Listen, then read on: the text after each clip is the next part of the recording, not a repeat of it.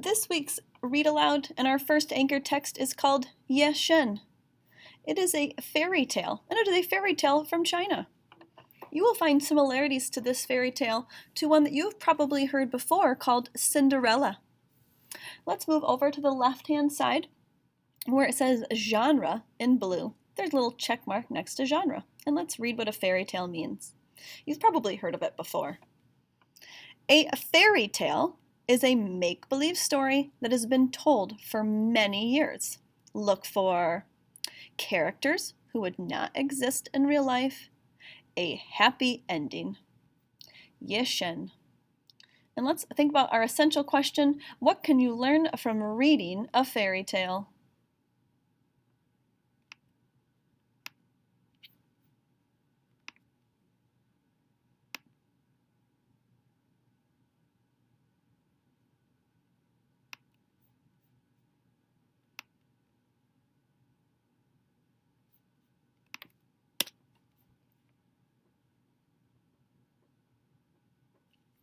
Ye Shen was a girl who grew up in China a long, long time ago. Her mother and father had died, so she lived with her mean stepmother Jin and her stepsister Junli. They lived in a cave. Every time Jin looked at Ye Shen, she became angry. Ye Shen was gentler and kinder than Jin's own daughter, Junli. Ye Shen was also a hard worker. Junli was spoiled and lazy. Jin gave Ye Shen only rags to wear. She gave her long lists of chores to do. When Ye Shen finished one task, Jin added 3 more to the list. Ye Shen was always busy working.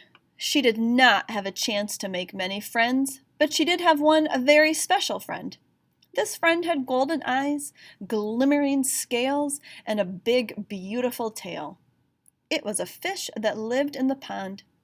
Every day, Ye Shen stopped by the pond and shared some crumbs with the fish. Every day, the fish popped up to greet its friend. Ye Shen's stepmother saw this and became furious. She didn't want Ye Shen to have any friends, not even a fish. One day, Jin caught the fish and cooked it for dinner.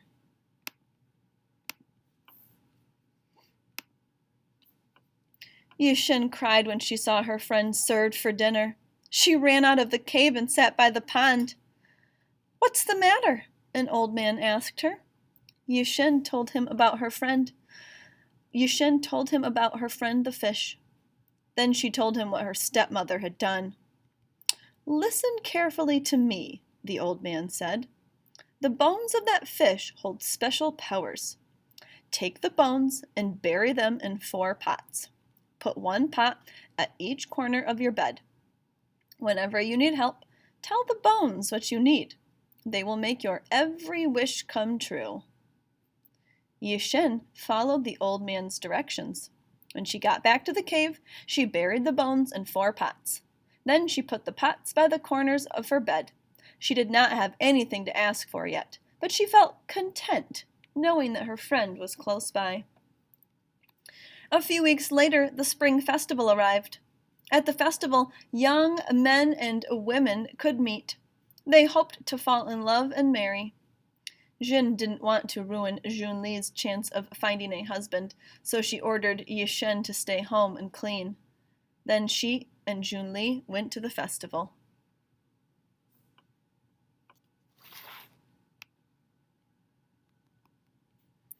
Ye Shen did not want to stay home and clean.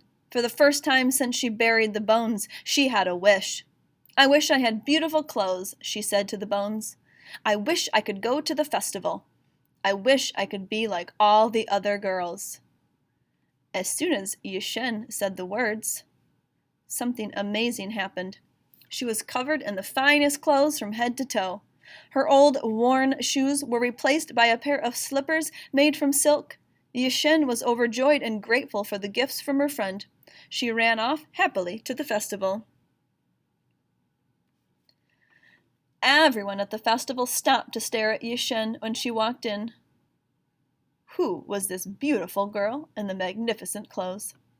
Yushin had a wonderful time at the festival, but she was worried that her stepmother would notice her. She decided to hurry home, but she ran so fast that one of her silk slippers fell off. It lay in the middle of the road. It was the only sign that Yushin had visited the festival. At home, Yushin stuffed her new clothes into the pots. She concealed her one silk slipper too. She changed into her rags and waited for her stepmother to return. Meanwhile, a traveler found the silk slipper on the road. He knew it was valuable, so he gave it to the king. The king was curious to find the owner of the slipper, so he had his men build a hut. Anyone could come to this hut to try on the silk slipper. Yushin heard about the hut. She wanted her slipper back, so she sneaked out of the cave one night and ran quietly to the hut. As she crept toward the slipper, the king's men grabbed her. The king took one look at Yushin's rags and thought she was a thief. Yushin looked up at the king. Her eyes were filled with tears. The king saw how gentle and kind she was. He listened to her words. "Please, I will show you the other slipper," Yushin whispered to the king. Yushin led the king to her home. She put on the matching silk slipper and her fine clothes. The king knew then that he wanted to marry her. However, he was angry at how Jin and Junli had treated Yushin. He told them never to come to his castle, so they stayed in their cave for the rest of their lives.